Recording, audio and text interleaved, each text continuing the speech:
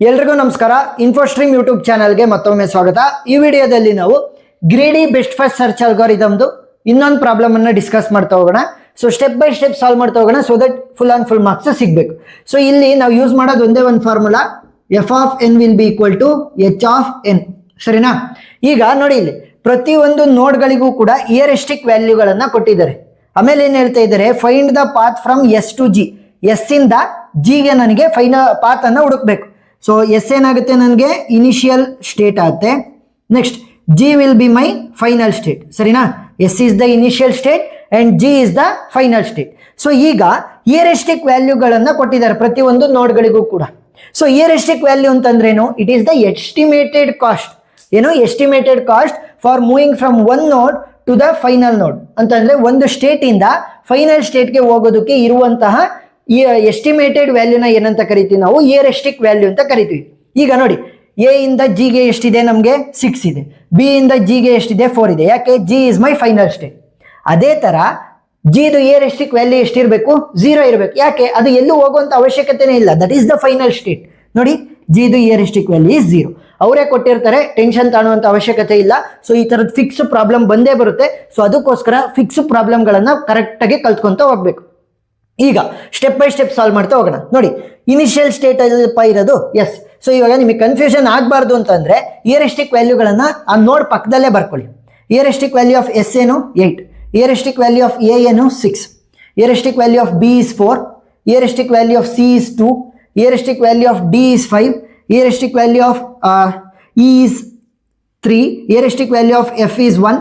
ಇಯರಿಸ್ಟಿಕ್ value of G is 0. So ಈಗ initial state ಯಾವುದು? S. So step number 1, start from the initial state. ಯಾವುದು ನಮ್ಮ initial state? Initial state is S.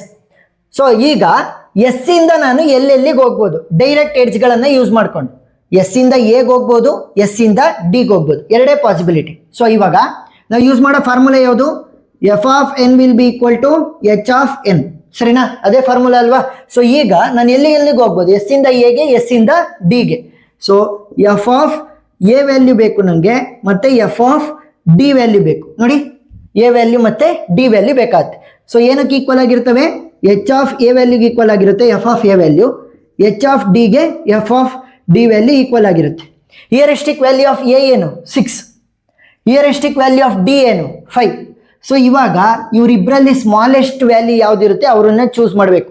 ಸರಿನಾ? So smallest value ಯಾವುದು? 6 ಮತ್ತೆ 5 ಅಲ್ಲಿ 5. So ಈಗ ದೇರ್ ಫಾರ್ ಪಾತ್ ಅನ್ನ ಶುರು ಮಾಡಿ. ಎಸ್ ಅಲ್ಲಿದ್ದೆ ನಾನು ಇನಿಷಿಯಲ್ ಆಗಿ, ಎಸ್ ಇಂದ ನಾನು ಇವಾಗ ಡಿಗೆ ಹೋಗ್ತೀನಿ. ಸರಿನಾ? ಎಸ್ ಇಂದ ಈಗ ಡಿ ಅನ್ನೋ ಸ್ಟೇಟ್ಗೆ ಬಂದಿದ್ದೀನಿ.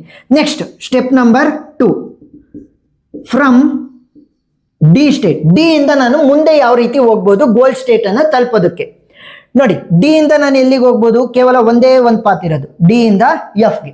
ಸೊ ಬರೀರಿ, F of N will be equal to H of N. So F of D ಇಂದ ನಾನು ಎಫ್ಗೆ ಹೋಗ್ತಾರೆ. ಸೊ ಕೇವಲ ಒಂದೇ ಇರೋದು. So F of F will be equal to H of F. So heuristic value of F ಏನು? 1. So 1 ಅಂತ ಬರೀರಿ. ಗೊತ್ತಾಯ್ತಾ?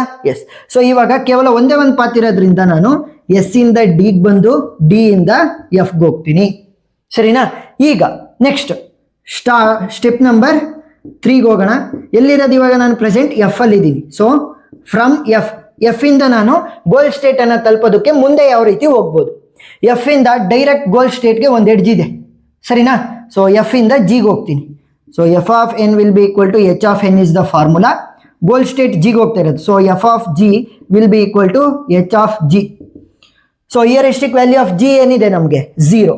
ಸೊ 0 ಅಂತ ಬರೀರಿ.